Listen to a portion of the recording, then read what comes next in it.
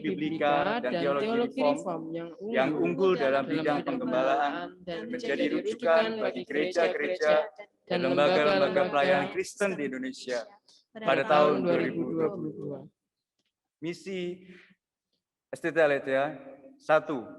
Menyelenggarakan pendidikan tinggi kependetaan dengan memberikan tekanan pada teori dan praksis penggembalaan yang biblikal dan berwawasan reform. 2. Menyelenggarakan penelitian teologi tentang teori dan praksis penggembalaan yang biblikal berwawasan reform yang relevan dalam konteks pelayanan di Indonesia. 3. Menyelenggarakan pengabdian masyarakat dalam bentuk penggembalaan dan pemberdayaan warga gereja dan lembaga Kristen di Indonesia. Saat itu.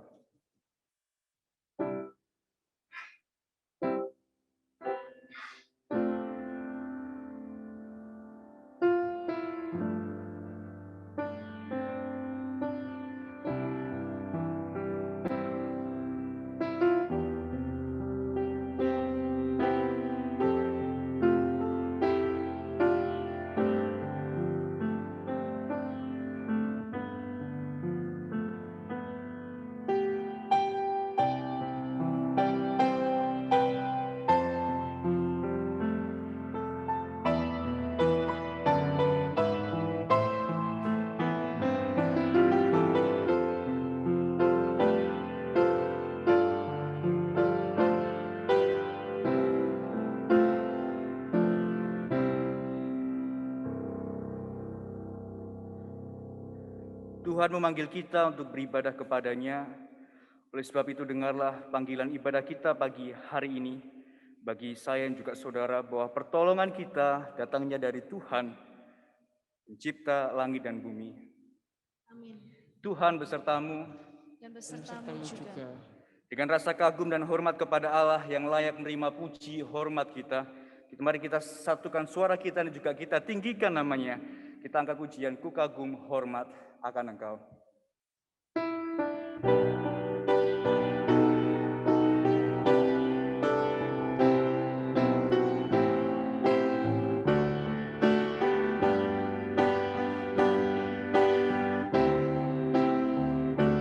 Kau sungguh indah tiada taranya, sungguh menakjubkan, sungguh ajaib dimengerti, lebih dari semua yang ada. Hikmat-Mu tiada terselami, kasih-Mu dalam tak terduga. Kau sungguh indah tiada taranya, mulia dan berkuasa. Ku kagum hormat akan Engkau, ku kagum hormat akan Engkau. Kau Allah yang layak dipuji, ku kagum akan Engkau. Ku kagum hormat akan Engkau, ku kagum hormat akan Engkau. Kau Allah yang layak dipuji, ku kagum akan Engkau.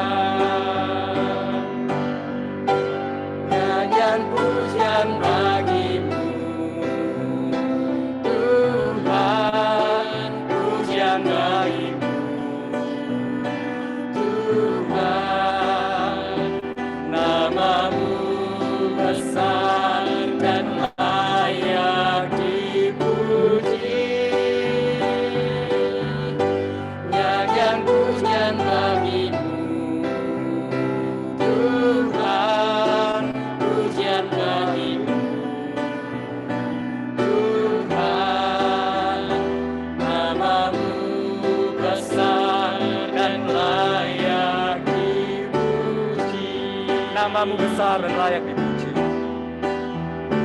Namamu besar dan layak dipuji.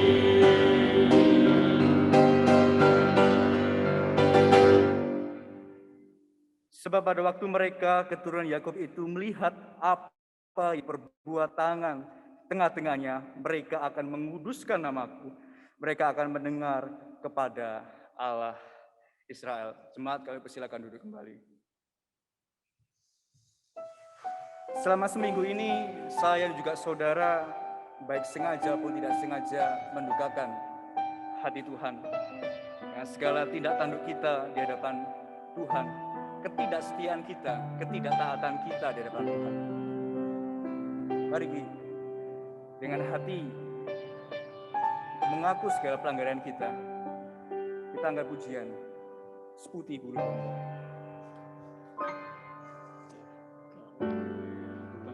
Banggakan diriku, kau ingat adalah debu, tetapi kau meninggikannya di hadapan malaikatmu. Tak kau hapuskan namaku, tak kau hapuskan namaku dari kitab kehidupanmu. Kau tak mau mengakuinya di hadapan Bapa.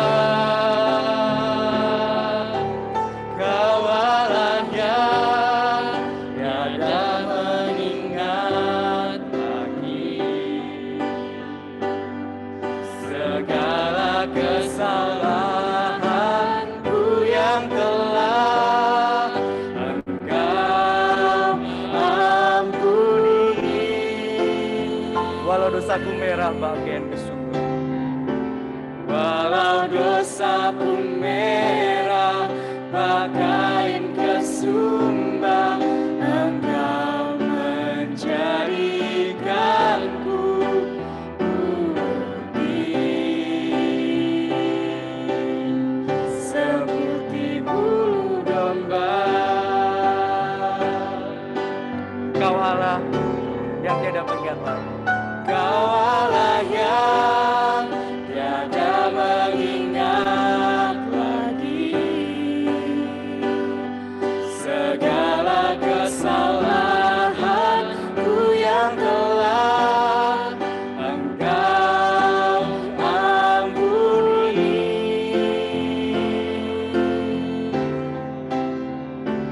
Walau dosaku merah pakaian kesumbang, Engkau menjadikanku putih seputih bulu domba.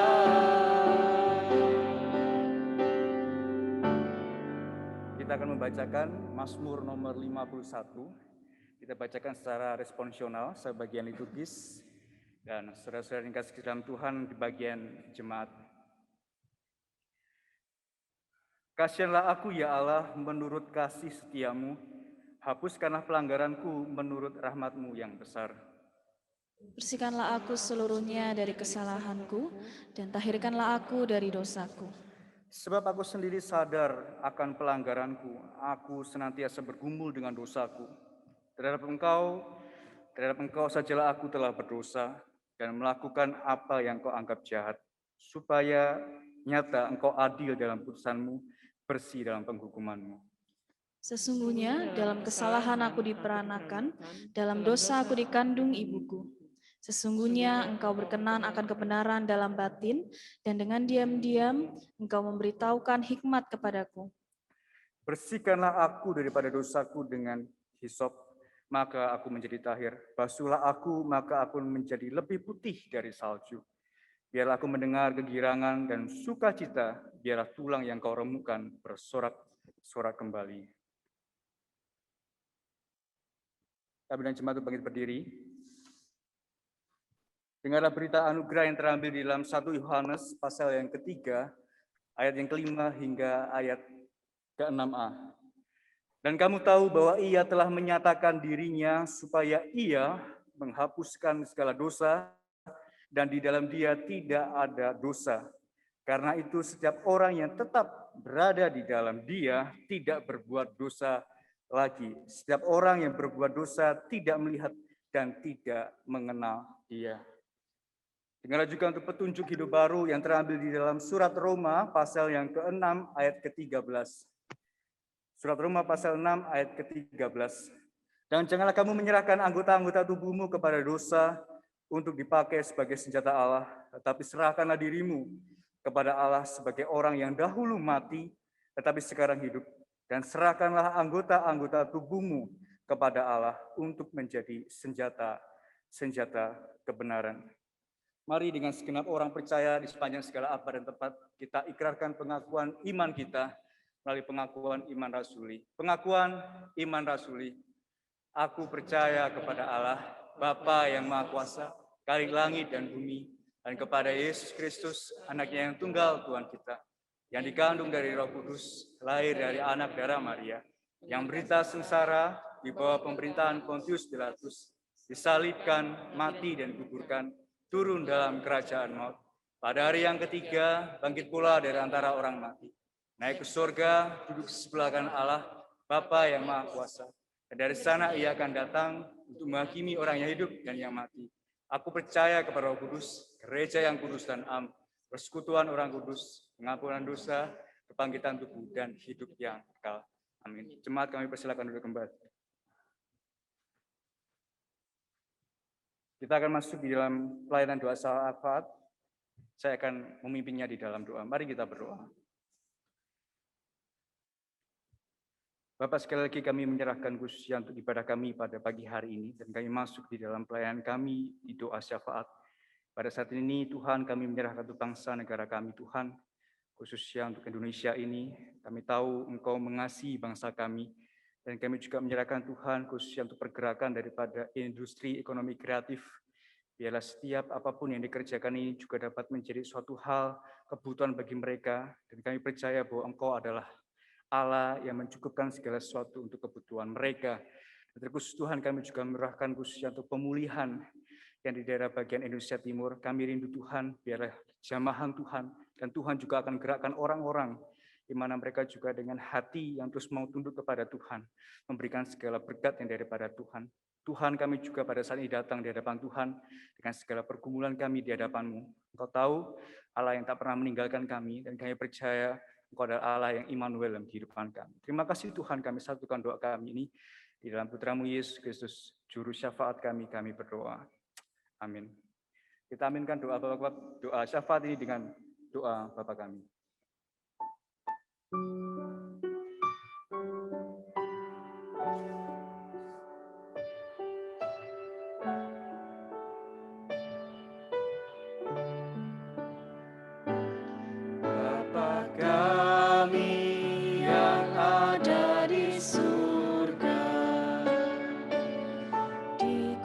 Kuduskanlah nama-Mu, datanglah kerajaan-Mu, jadilah kehendak-Mu di bumi seperti di surga.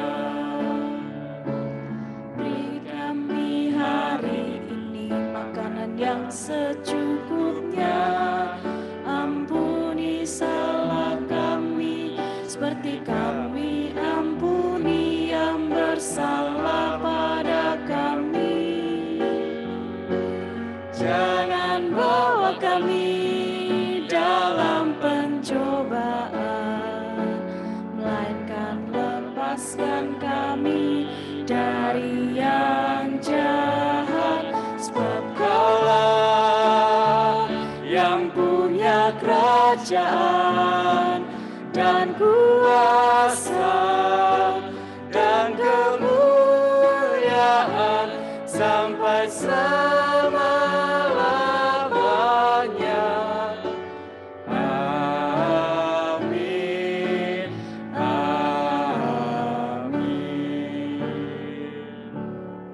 hari ini kita akan diberkati melalui kebenaran firman Tuhan yang disampaikan oleh hamba-Nya. Untuk waktu dan tempat kami persilakan.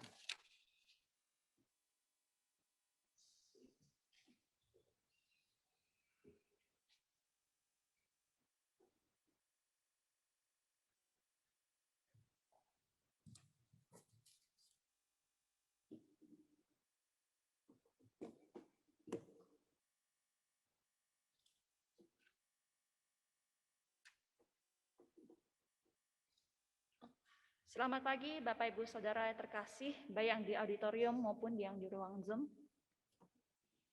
Sebelum kita mendengarkan firman Tuhan bersama. Bapa di surga, kami datang merendahkan diri dan hati kami untuk mendengarkan firman-Mu. Berikan kami hati seorang murid yang rela untuk diajar dan belajar firman-Mu, sehingga kami tidak hanya mendengarkan, tetapi kami menjadi pelaku firman-Mu. Kami mohon Allah Roh Kudus yang menerangi hati kami, sehingga kami bisa mengerti firman-Mu ini, Tuhan. Terima kasih Bapa. Demi Yesus kami berdoa. Amin. Bapak Ibu Saudara yang terkasih, kalau kita mengamati kondisi pandemi dunia sekarang, khususnya di Indonesia ini sekarang jumlah pasien positif itu stabil mengalami penurunan. Saya secara teratur mengecek juga secara khusus Jawa Timur itu sekitar 200-an, 300-an. Tapi kondisi berbanding terbalik dengan beberapa negara termasuk India. India sekarang mengalami tsunami COVID-19 karena varian baru serta banyak faktor, terutama faktor kerumunan ya. Jadi kalau kita melihat kondisi pandemi itu kapan akan berakhir itu tergantung banyak faktor. Pengendalian juga tergantung banyak faktor. Satu berita analisa tentang faktor-faktor ini saya dapatkan dari satu media, yaitu media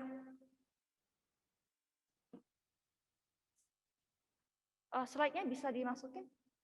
Ya. Terlalu kecil ya. Jadi saya akan bacakan ini.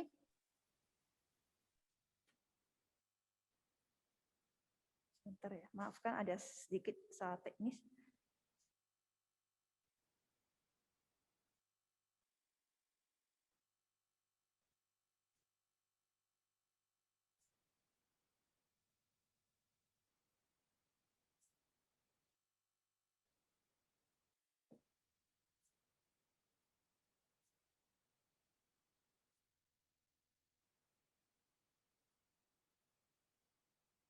Maafkan saya karena saya buka slide saya itu dari HP.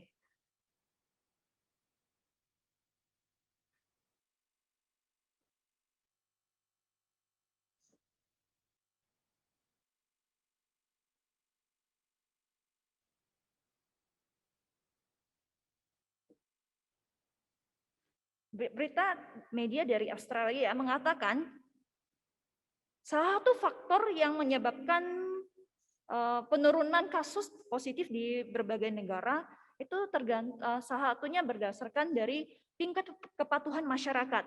Yang saya highlight biru, saya akan bacakan ya.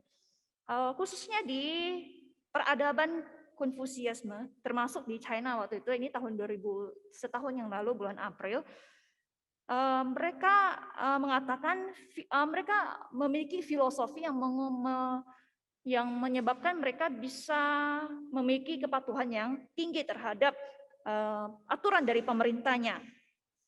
Salah satunya respek terhadap otoritas, sosial stabilitas, kesesuaian dan kebaikan dari masyarakat dan nasional melebihi individualisme yang merupakan faktor yang memperbaiki waktu krisis dari nasional. Jadi dirangkumkan, kebanyakan orang-orang dari daerah yang memiliki filosofi seperti itu dengan kesediaan mereka, kerelaan mereka untuk menundukkan diri mereka terhadap otoritas dan tuntutan dari pemerintah mereka. Nah, ini juga bisa kita lihat secara konteks dalam komunitas kita di sini, kita juga memiliki banyak aturan dan tuntutan. Nah, dalam pengalaman saya, refleksi saya ketika memikirkan tema Dare to be a Disciplined Shepherd ini, saya mengingat pengalaman saya ketika saya masih jadi mahasiswa ya. Jadi pemanaan saya terhadap aturan itu mungkin berbeda-beda dari setiap orang sehingga memunculkan dua kelompok ekstrim. Saya mengaku dosa ya, saya termasuk kelompok ekstrim yang kiri. Yang kiri barang siapa termasuk mahasiswa, teman mahasiswa yang melakukan pelanggaran, selain dapat disiplin dari sekolah, saya juga melihatnya sebagai suatu dosa besar gitu, sehingga nggak ada rasa empati. Jadi yang taat pada aturan itu adalah orang yang baik. Orang yang tidak taat pada aturan itu adalah orang yang tidak baik. Menurut saya waktu itu, ini pengakuan dosa. Tapi ada satu kelompok ekstrim lainnya, ekstrim kanan menurut saya, sehingga berusaha mencari-cari celah untuk melanggar aturan itu. Nah, ini disinggung dalam khotbahnya Pak Bruri, ini ada dua paradoks ini ya. Jadi harus dirangkul paradoks ini. Jadi mengapa saya melihatnya, merenungkannya, mengapa kok bisa timbul berbagai pandangan terhadap aturan ini? Ini mungkin karena ada pemaknaan yang berbeda. Pemaknaan seperti apa terhadap aturan, terhadap disiplin itu, sehingga kita tidak terjebak dalam dua pandangan yang berbeda ini, ada kelompok yang ekstrim ini. Kalau rekan-rekan dosen yang lain sudah melihat disiplin ini dari berbagai aspek ya, ada aspek sana sini, saya ingin mencoba melihat dari aspeknya si Rasul Paulus. Saya mengajak kita membuka 1 Korintus pasal 9 ayat 24 sampai 27.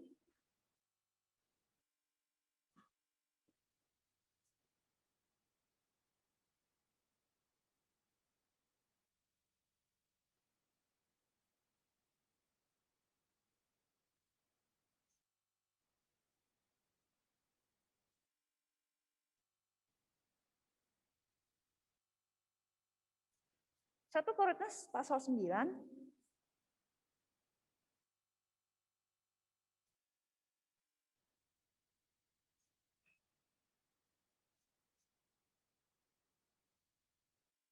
ayat 24 sampai 27. Saya akan bacakan untuk kita semua. Tidak tahukah kamu bahwa dalam gelanggang pertandingan semua peserta turut berlari, tetapi bahwa hanya satu orang saja yang mendapat hadiah. Karena itu, larilah begitu rupa sehingga kamu memperolehnya. Tiap-tiap orang yang turut mengambil bagian dalam pertandingan menguasai dirinya dalam segala hal. Mereka berbuat demikian untuk memperoleh suatu mahkota yang fana, tetapi kita untuk memperoleh suatu mahkota yang abadi. Sebab itu, aku tidak berlari tanpa tujuan dan aku bukan petinju yang sembarangan saja memukul. Tetapi aku melatih tubuhku dan menguasainya seluruhnya, supaya sesudah memberitakan Injil kepada orang lain, jangan aku sendiri ditolak.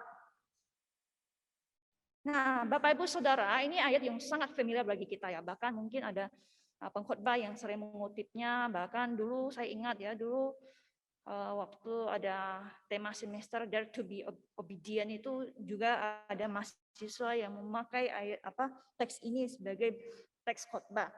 Nah, ini kan diambil ketika melihat ya, kedisiplinan itu terutama diambil dari dasarnya ayat 27. Paulus bilang, kedisiplinan itu seperti pertandingan, kita melatih supaya kita bisa mencapai dari goal yang ditetapkan itu.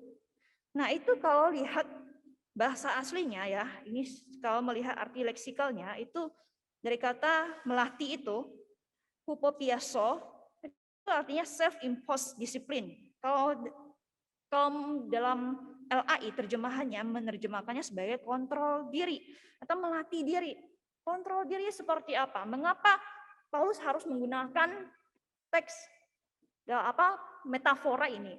Nah, Bapak Ibu Saudara, kalau saya ingin menyampaikan thesis statement saya dari sini atau kata kuncinya di sini, self discipline itu Paulus tidak bilang hanya self discipline saja, tapi self discipline yang selalu dikaitkan dengan tujuan. Tujuan dari kalau pertandingan itu adalah mencapai goalnya. Nah, jadi self discipline itu bukan segala-galanya, tapi suatu proses ya untuk mencapai tujuan, yaitu the gospel di situ.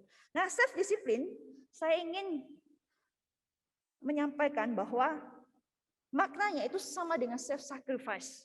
Mengapa? Kita coba lihat bersama ya. Bapak Ibu Saudara, bagian dalam ayat 24 sampai ayat 27 itu bukan bagian yang utama. Kalau saudara melihat Alkitab yang kita punyai dalam LAI, bagian ayat 24 sampai 27 itu jaraknya ada sedikit berjauhan ya. Itu tidak kelihatan kalau melihat HP suci, bukan kitab suci ya. Tidak kelihatan, itu sedikit ada jarak. Mengapa? Kelihatannya tidak terlalu terkait dengan pasal 9, tetapi sangat terkait. Mengapa? Karena dalam retorika kuno yang seni berargumentasi, dalam teks-teks yang memiliki bermacam-macam retorika, bagian ini adalah bagian dari namanya deliberative rhetorics, yaitu retorika atau argumentasi yang dipakai orasi oleh orang-orang sejamannya Paulus itu berusaha memfokuskan diri, berusaha mempersuasi pendengar untuk melakukan apa yang orator inginkan dengan memfokuskan diri pada apa yang akan terjadi kemudian bila diterapkan sebuah kebijakan saat sekarang. Nah, satu cirinya menggunakan contoh, termasuk contoh diri sendiri. Nah, Paulus menggunakan contoh dari metafora seorang atlet yang bertanding. Ini adalah satu dari ciri dari deliberative rhetorics ini. Jadi, untuk mengerti ayat 24 sampai 27, mau tidak mau kita harus melihat konteks yang lebih besar dari pasal 9 dan terkait erat banget dengan pasal 8. Nah, kalau pasal 9 ini problemnya kalau saudara baca ya, Bapak Ibu Saudara melihat sekilas ya, itu bicara soal hak dan kewajiban dari para rasul. Paulus dengan ayat 1 sampai ayat 5 bicara soal dengan gayanya ya, kalimat retoris. Bukankah aku rasul? Bukankah aku berhak begini? Bukankah kami bisa membawa istri kami? Ini semuanya jawabannya ya. Tapi bukan berarti orang-orang Korintus itu mempertanyakan kerasulannya. Tapi dia ingin menunjukkan bahwa dia sebagai rasul memiliki hak. Hak apa aja? Ternyata di ayat-ayat sebelumnya, Paulus lebih straight ya, lebih langsung pada inti permasalahannya. Bahwa Paulus itu memiliki hak untuk menerima support dari gereja. Menerima hak sebagai seorang pekerja yang melayani. Tapi Paulus juga bisa punya hak untuk menolaknya. Paulus juga punya hak untuk tidak menerimanya. Nah, menerima upah seorang pekerja itu adalah hal yang lumrah. Tapi ketika Paulus, dia bilang di pasal 9 itu ya, kalau saudara baca secara teliti, dia justru tidak melakukannya.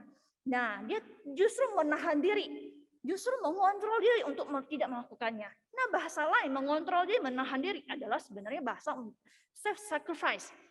Berkorban, menahan diri tidak melakukannya. Nah, ini self-sacrifice ini sangat erat kaitannya juga dengan pasal 8. Pasal 8 yang menjadi salah satu fokus dalam tesis saya juga ini. Jadi pasal 8 juga bicara soal self-sacrifice ini. Problemnya kalau kita melihat secara sepintas juga, pasal 8 bicara soal makan makanan persembahan berhala di kuil.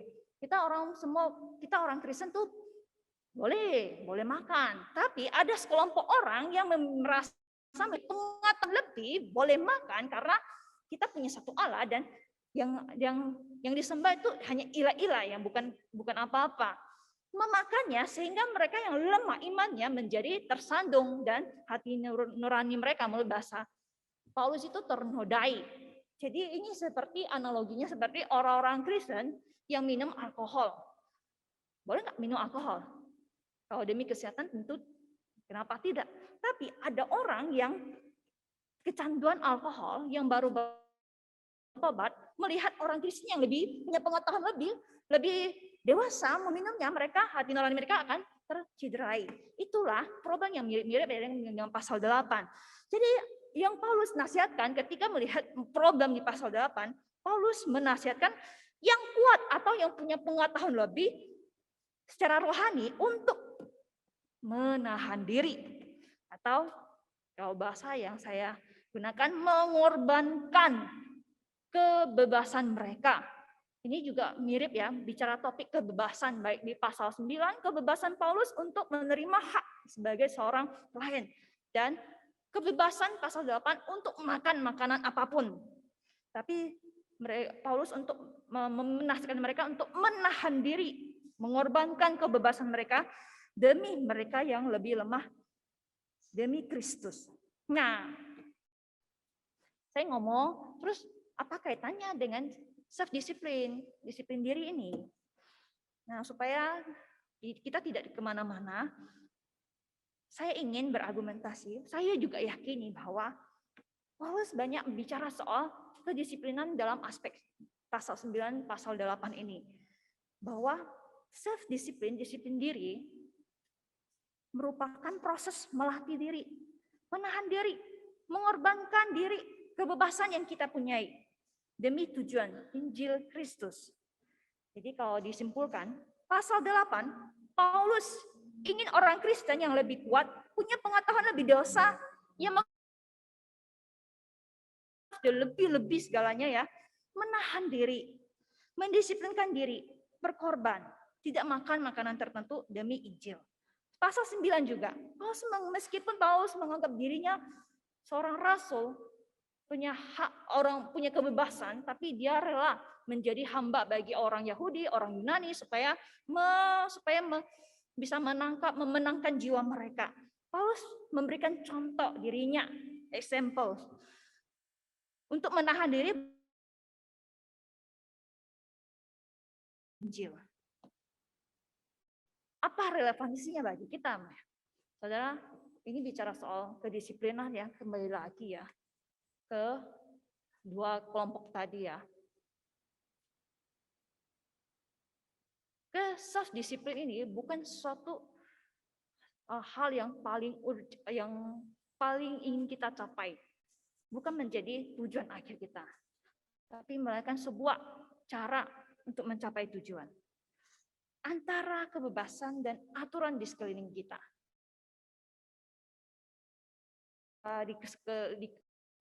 Dikelilingi oleh namanya tuntutan, aturan. Baik itu secara akademis, kita dituntut untuk kuis, kita dituntut untuk melakukan presentasi, mengerjakan tugas akhir, mengerjakan proposal ya. Ini mahasiswa di Yunani ini bosan sama saya, tiap minggu harus kuis ya. Mahasiswa tingkat 1 harus laporan baca ya. Mahasiswa tingkat 4 sudah dikejar deadline skripsi. Ya. Yang tingkat 3 sudah harus siap diuji proposalnya. Harus kita ingat bahwa ini bukan tujuan utama. Kita datang ke sini. Kita belajar di sini bukan tujuan utama. Kita melakukan menahan diri kita, semuanya bukan tujuannya untuk menjadi seorang sarjana teologi. Apa tujuannya? Silakan gumulkan masing-masing. Apa panggilan saudara? Itu yang sebenarnya menjadi tujuan utama.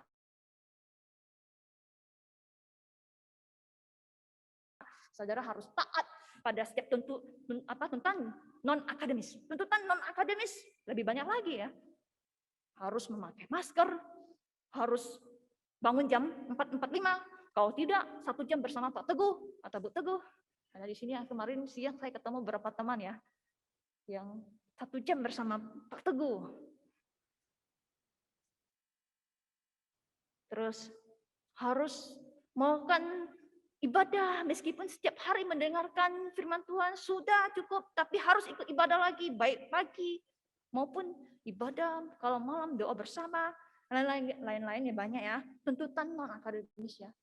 Nah, kalau kita tidak hati-hati, kita akan terpola hidup rutin ya, seperti ini tuh lama-lama ya. Setiap hari itu lama-lama kita bisa melihat bahwa aturan ini sesuatu yang paling penting yang harus diker ya. Sebenarnya bukan tujuan utama itu. Paulus dengan ingat ya, seorang atlet berlatih ya demi tujuan untuk mencapai gol. Nah, apa tujuan saudara? Mari kita renungkan ya, kita ingatkan lagi. Apa tujuan saudari terlengkapi di sini? Apakah untuk menjadi sarjana teologi? Apakah hanya untuk mencapai skripsi? Apakah hanya untuk mencapai nilai bagus di akhir semester? Silakan digumulkan, karena sekolah bukan menjadi tujuan akhir kita. Itu harus digumulkan. Segala aturan bukanlah menjadi tujuan akhir kita. Yang kedua, bisa saja ada pandangan, hanya aturan seperti penghalang kebebasan saya. Saya kalau bisa bangun nggak harus 4:45, jam 6 saya juga, kalau saya bangun juga nggak berdosa tuh. Saya tidak mengencourage seperti itu.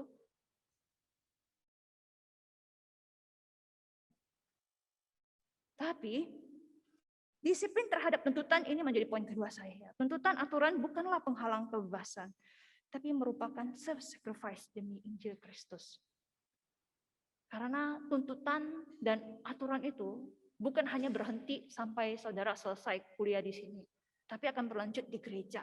Saat saudara jadi pemimpin, saat saudara jadi guru di sekolah, atau saat saudara pelayanan di lembaga pelayanan Kristen, kita akan menghadapi tuntutan dan menghadapi banyak aturan. Saya masih ingat ada seorang hamba Tuhan ngomong ke saya, ada evaluasi praktek bagi mahasiswa. Apa itu loh? Ini kebaktian berbahasa Mandarin. Harusnya mahasiswa itu datang melayani itu harus pakai baju rapi dimasukin. Sehingga tidak jadi batu sandungan.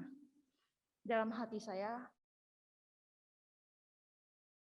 tidak melihat konteks ya, kalau mahasiswa maksudnya kan masih muda, tapi dalam konteks di kalangan orang-orang tua yang melihat kesopanan hal yang wajib, ya mungkin harus ditaati, dilihat. Nah ini salah satu tuntutan, padahal kita kan orang-orang muda ya, saya juga merasa muda nih. Jadi harus pakai yang sesuai dengan umur kita itu. Nah, tapi itu menjadi salah satu tuntutan bagi kita sebagai pemimpin, aturan. Saya masih ingat ya, dulu saya praktek pelayanan ibadah doa pagi jam 6 pagi ya. Saya selalu pakai alarm. Suatu kali entah kenapa kebablasan ya. Bablas, bangunnya pas jam 6. Biasanya saya bangun jam 5 terus buka gedung gereja, buka sound system sehingga orang-orang datang sudah enak gitu, susun bangku gitu. Sudah gitu datang ya, muka masih acak-acak, sudah mulai panik ya. Datang gitu, menurut saya sih dapat sindiran halus dari jemaat yang nonton termasuk majelis bahasa. Oh baru bangun ya. Jadi ada perasaan ya, kalau kita mahasiswa atau hamba Tuhan datangnya pas atau agak telat itu seperti dosa besar di mata jemaat karena kita jadi contoh gitu. Saudara, ini ya tuntutan hal kecil, tapi ini tuntutan aturan yang di luar yang berlaku. Meskipun di sini kelihatannya terlalu banyak hukum Taurat ya, tapi di luar juga jauh lebih banyak, saudara. Jangan menganggap bahwa ini menghalangi kebebasan saya di sini. Kalaupun merasa ini saya nggak setuju ya dengan pembinaan karakter di asrama di Aletheia. Saudara lihatlah seperti yang Paulus katakan, self-sacrifice. Belajar menahan diri, mengorbankan diri, bahasan saya ketika saya diperlengkapi di sini. Suatu kali ketika saya mendapatkan lingkungan yang kondusif, silakan. Tapi mari kita belajar bersama. Ini hal yang sangat indah yang saya renungkan, saya dapatkan dari Paulus ini. Disiplin bangun pagi contohnya ya. Saya jujur, saya setelah selesai kuliah ini, saya nggak bisa bangun seawal kalian lagi. Karena saya harus tidur larut ya. Bahkan waktu saya studi S2 itu, saya tidur jam 12. Bangunnya jam berapa? Jam 8, jam setengah 9. Ya, habis itu saya tetap melakukan saat teduh. Karena bagi saya tujuan penting saat teduh bukan karena paginya, tapi karena saat teduh itu sendiri, spiritualitas itu sendiri. Nah, silakan, tapi saat kita dibina di sini, lihatlah itu sebagai self-sacrifice ketika kita melihat memaksakan diri kita melakukan kedisiplinan terhadap tuntutan akademis dan non-akademis. Nah, saudara,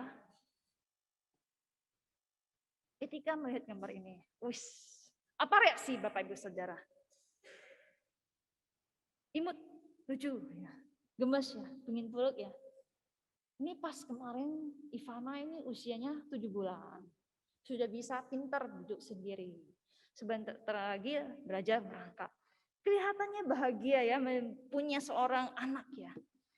Tapi di balik itu ini menjadi tantangan besar juga buat saya sendiri secara pribadi sebagai seorang mama muda ya, sebagai seorang orang tua yang muda ini. Jadi punya anak itu bukan hanya happy-happy doang, tapi banyak pergumulannya, tantangan, bukan pergumulan yang tantangannya. Bangun jam 4 pagi. Habis itu kalau udah bangun, nggak mau sendirian, harus temanin. Jadi bangunkan orang tuanya. Sudah gitu, kalau sudah bangun, nggak boleh ditinggal. Kalau tinggal pasti nangis. Jadi harus temanin sampai malam. Malam sekitar jam 7, paling lambat jam 8. Baru saya bisa bebas. Jadi kalau sudah bersama anak, sudah nggak bisa kerja yang lain. Nah ini gimana dengan tugas?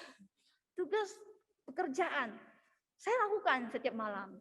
Jadi kalau saya mau ambil enaknya, kebebasan saya, harusnya setelah anak tidur, saya juga ikut tidur karena saya juga capek. Dan lelah ya menemani anak.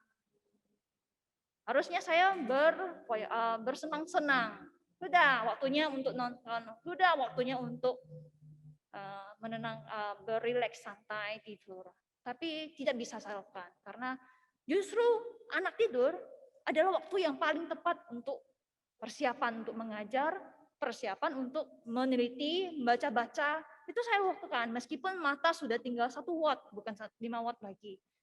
Jadi itu saya lakukan sampai hari ini. Bapak Ibu Saudara, saya melihatnya, ya ini persepsi saya, terserah persepsi Bapak Ibu Saudara. Saya melihatnya bahwa kedisiplinan saya untuk meneliti, untuk melakukan persiapan, mengajar pada malam di saat saya sudah ngantuk berat, saya melihatnya sebagai self sacrifice. Karena saya melihat panggilan saya sebagai seorang pengajar itu yang membuat saya bisa tetap bersyukur, tetap bersukacita, tetap bisa tahan untuk tidak ngantuk. Ini pengalaman pribadi saya. Bagaimana dengan setiap kita, saudara? Kembali lagi, mari kita merefleksi ya. Kedisiplinan kita, baik itu ya definisinya Pak Sia itu konsistensi ya kita terhadap apa yang kita lakukan, atau definisi yang lain. Dilakukan karena kita melihat disiplin itu hal yang paling penting selama kita diperlengkapi di sini, atau itu hanya untuk cara untuk meraih tujuan yang lebih besar, goal yang lebih besar. Jangan kita sampai terjebak dalam rutinitas melakukan setiap aturan-aturan sehingga kita akhirnya menjadi robot, tanda kutip ya bahasa dari Pak Bruri, atau kita hanya sebagai penghalang kebebasan sehingga kita cenderung lebih suka cari celah. Ada nggak celah hukum di sini? Ada nggak celah aturan? Mari kita aturan ini karena kita tahu dosen-dosen punya celah, sekolah ini punya celah. Nah, mari kita belajar. Kita semua orang lemah ya. Kita belajar dari sosok Paulus ini. Pemanaan kita terhadap disiplin itu akan menentukan setiap langkah kita ketika kita melakukan kedisiplinan. Tingkat kepatuhan kita terhadap tuntutan, terhadap aturan akademis dan akademis, itu semua berdasarkan pemanaan kita terhadap aturan itu sendiri, terhadap disiplin itu sendiri. Kiranya Tuhan Yesus memberkati kita semua. Mari kita berdoa.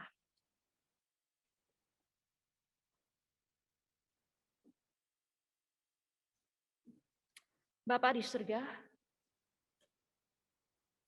kami datang di hadapan-Mu. Di tengah kesibukan kami sebagai mahasiswa, sebagai dosen, sebagai staf, tenaga kependidikan, kami setiap hari menghadapi tuntutan dan aturan dan harus melakukan kedisiplinan. Tuhan, tolonglah kami untuk terus berfokus pada tujuan yang Tuhan ingin capai dalam hidup kami. Kedisiplinan bukan menjadi tujuan segalanya, tapi ada panggilan yang Tuhan ingin kami lakukan dalam hidup kami. Tuhan, Tolong kami untuk melihat kebebasan kami terhadap aturan itu bukan hal yang menjadi penghalang. Tapi ketika kami tidak setuju dengan tuntutan yang pun yang ada, biarlah kami belajar seperti Paulus yang memiliki hak tapi menahan dirinya supaya tidak menjadi batu sandungan dan supaya segala kedisiplinan dilakukan tidak dilakukan dengan bersungut-sungut. Terima kasih Bapak. Biarlah damai-Mu yang menyertai kami sehari demi sehari. Hanya di dalam nama Tuhan Yesus kami sudah berdoa. Amin. Terima kasih.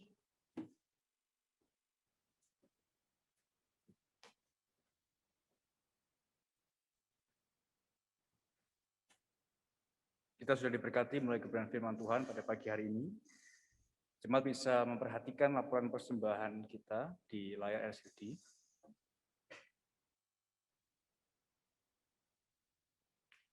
Dan kita juga sudah memberikan persembahan kita ketika kita masuki dalam ruang ibadah kita. Sebab itu kita akan responi melalui pujian semua bagi Tuhan Yesus.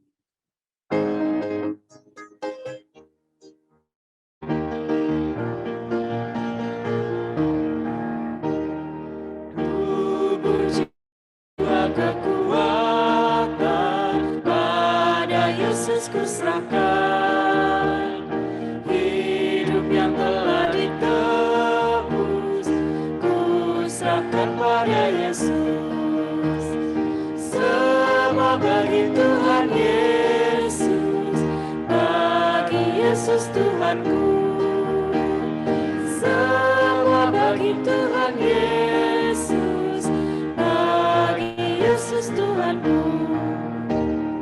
Biarlah orang cinta dunia cari yang sia-sia, memegahkan harta dunia, tapi Yesus ku cinta.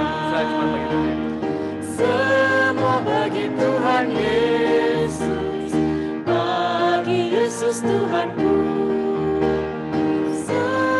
Bagi Tuhan Yesus, bagi Yesus Tuhanku. Untuk doa persembahan minta dengan kasih untuk saudara Sefanya yang dapat berkirim Tuhan. Mari kita berdoa. Tuhan, kami mengucap syukur untuk berkat-Mu yang telah Engkau berikan kepada kami, dan Engkau telah memberikan kami kesempatan untuk mempersembahkan sebagian dari berkat yang telah Engkau berikan kepada kami. Kiranya Engkau berikan hikmat bagi para pengelola sehingga persembahan ini boleh dikelola menjadi kemuliaan atas nama Tuhan. Terima kasih Tuhan, dalam nama Tuhan Yesus Kristus kami sudah berdoa dan bersyukur. Amin. Kita kembalikan segala puji sembah kita kepada Tuhan untuk doa berkat minta yang kasih untuk Pendeta Martin Hainupu. Kita pujikan doksologi dan kita aminkan dengan Amin Song. Doksologi.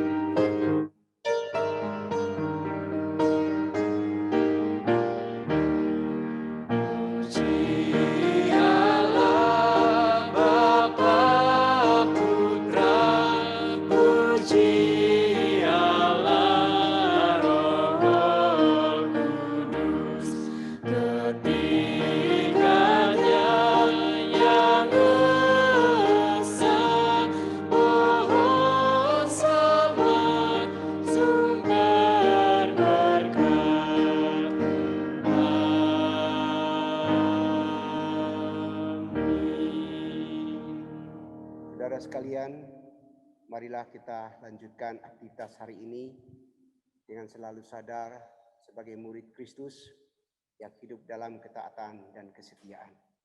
Angkatlah hatimu dan terimalah berkat Tuhan.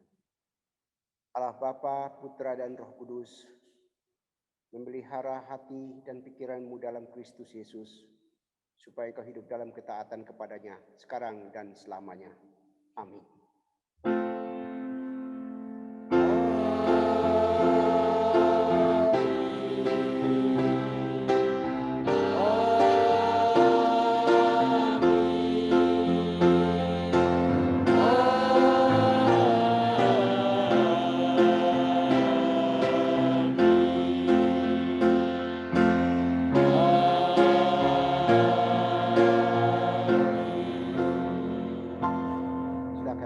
kembali saat teduh kebaktian selesai.